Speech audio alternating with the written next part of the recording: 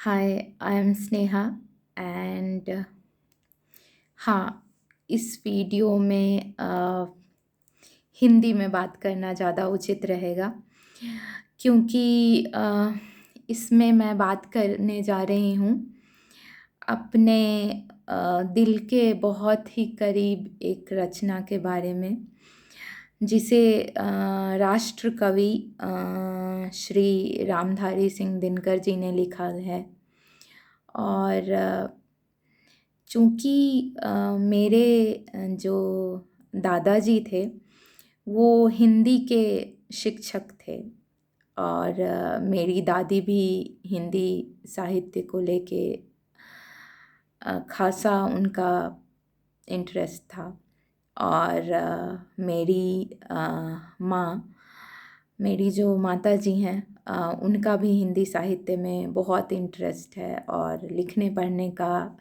शौक़ मुझे बचपन से ही घर में मिला जिसे हम साइंस के लैंग्वेज में इंडक्शन बोल सकते हैं, वो हुआ मुझे। तो उर्वशी काफ़ी दिल के करीब था। बचपन में मैंने पढ़ा था, तब उतने अच्छे से समझ में नहीं आया था। रश्मि रथी तब मीन्स फेवरेट बुक थी मेरी और मधुशाला वो भी ख़ासा पसंद था मुझे। लेकिन होता है ना, उम्र बढ़ने के साथ हमारी समझ बढ़ती है और तब मैंने जाना कि आखिर श्रृंगार रस में मुझे नहीं लगता है कि उर्वशी से बेहतर कुछ लिखा जा सकता है, कुछ सुना जा सकता है। कम से कम मैंने तो नहीं पढ़ा है। तो उर्वशी एक्चुअली में लिखा गया था उर्वशी और पुरुरवा के प्रेम कहानी के ऊपर। पुरुरवा जो कि चंद्रवंश के राजा थे और उर्वशी जो स्वर्ग की सबसे सुंदर अप्सरा थी। तो वो प्रेम में पड़ गई थी पुरुरवा के और फिर इंद्र को जो स्वर्ग के राजा थे तत्कालीन मीन्स स्वर्ग के राजा इंद्र ही हैं, उनको पता चल गया और फिर उन्होंने श्राप दिया कि उर्वशी को कि तुम्हें मृत्युलोक में जाना पड़ेगा।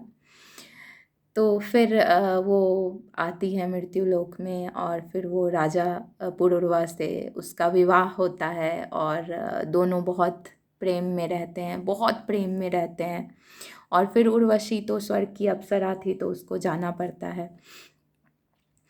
तो ये जो एक प्रेम था और प्रेम, मिलन और विरह तीनों रस को राष्ट्रकवि श्री रामधारी सिंह दिनकर जी ने इतने अच्छे से पिरोया है, एक सूत्र में पिरोया है कि पढ़ने वाला बस बहता चला जाता है एक फ्लो में। वो इतने सुंदर से लिखा गया है। आप पुरुरवा के अंदर उठ रही भावनाओं को रिलेट कर पाएंगे, आप समझ पाएंगे कि मृत्युलोक का इतना बड़ा राजा मीन्स जिसके शौर्य के सामने तो मीन्स राक्षस और देवता भी मानते थे उसके शौर्य का लोहा, लेकिन जब वो प्रेम में पड़ता है तो वो इतना विवश हो जाता है कि वो उर्वशी के सामने नतमस्तक हो जाता है और वो प्रेम है, मिलन है, जब उनकी शादी होती है, उनके बच्चे भी होते हैं और फिर विरह बहुत अच्छे से लिखा गया है उसको और वो सिर्फ़ और सिर्फ़ दिनकर जी ही लिख सकते थे। तो उनका उनका मैं उर्वशी की कुछ लाइन्स बोलना चाहूँगी जो कि मेरी बहुत फ़ेवरेट हैं, बहुत ज़्यादा। वैसे तो उर्वशी बुक ही ऐसी है कि एपिक है वो, लेकिन उसमें जो मेरी कुछ बहुत फ़ेवरेट लाइन्स हैं वो मैं बोलना चाहूँगी। उर्वशी का एक अंश है और अगर मैं अच्छे से इसे ना पढ़ पाऊँ तो माफ़ी चाहती हूँ। ये पुरुरवा बोलते हैं उर्वशी को कि उर्वशी मैं भी कोई साधारण मानव नहीं हूँ। वो बोलते हैं, मरते मानव की विजय का तूर्य हूँ मैं, उर्वशी अपने समय का सूर्य हूँ मैं। अंधतम के भाल पर पावक जलाता हूँ, बादलों के शीश पर स्यंदन चलाता हूँ। मर्त्य मानव की विजय का तूर्य हूँ मैं, उर्वशी अपने समय का सूर्य हूँ मैं। अंधतम के भाल पर पावक जलाता हूँ, बादलों के शीश पर स्यंदन चलाता हूँ। पर न जाने बात क्या है, इंद्र का आयुध पुरुष जो झेल सकता है, सिंह से बाहें मिलाकर खेल सकता है। फूल के आगे वही असहाय हो जाता, शक्ति के रहते हुए निरुपाय हो जाता। विद्ध हो जाता सहज बंकिम नयन के वाण से, जीत लेती रूपसी नारी उसे मुस्कान से। वो उर्वशी को बता रहे हैं कि मैं इतना बलशाली हूँ कि मैं इंद्र के सामने भी अपना बल पौरुष दिखाने से पीछे नहीं हटता, लेकिन तुम्हारे सामने मैं प्रेम में कैसा असहाय हुआ पड़ा हूँ। वही बताते हैं आगे, मैं तुम्हारे वाण का बीधा हुआ खग, वक्ष पर धर शीश मरना चाहता हूँ।